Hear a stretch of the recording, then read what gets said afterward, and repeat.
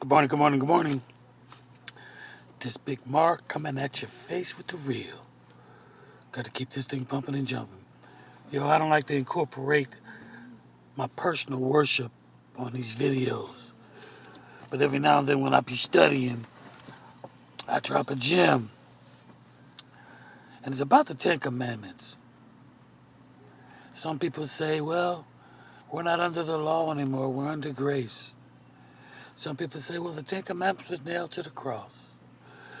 Then you got some people say, well, it was the ceremonial laws which were nailed to the cross, but the moral law is infinite. It's just, and you're hearing it and you're hearing it. First of all, according to the Bible, I'm talking to those of you who try to live by every word of the Bible, which you're not supposed to do. The Ten Commandments were only given to the Hebrews. Even in the Old Testament, you will see nowhere where he told the children of Israel, take my law to these other nations and teach them my law and statutes. Throughout the Bible, the Most High had a hard time for Israel to keep them statutes, and all they never kept them. They killed the prophets, and ultimately they delivered their own Messiah, our Messiah, to death.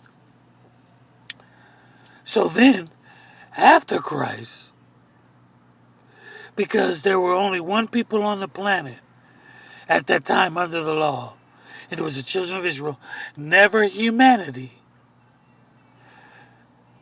Grace dispensation happened where we were under grace, where we could ask for forgiveness, and we can go directly to the Father through Christ.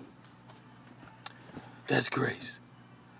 When you teach it in the content on which it was taught, the law was only given to Israel. It was never given to mankind.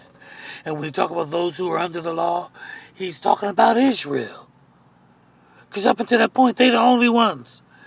And when Christ came, he didn't even pump the law. He gave 10 commandments and the one new commandment. 2. Love God with all your heart and soul, and love thy neighbor as thyself. I mean, love God and treat people like you want to be treated. That's the law. So when people try to push that law on you, they not only take you out the throne room, but they dragging you to Mount Sinai, where you've never been before. That was their schoolmaster. And sometimes the Catholics do the same thing.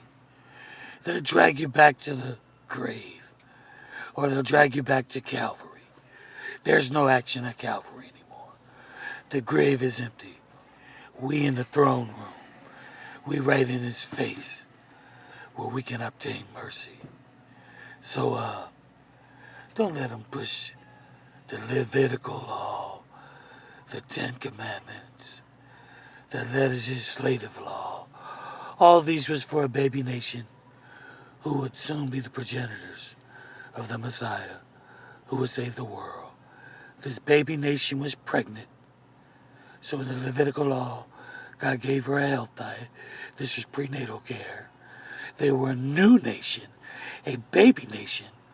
So God gave them a moral law, and he gave them a legislative law. But the nation did their job. Once Christ was born, there was no need for a nation.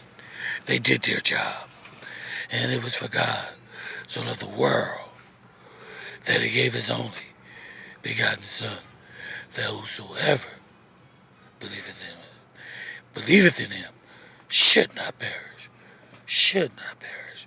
but have everlasting life. And so, I was never under the law.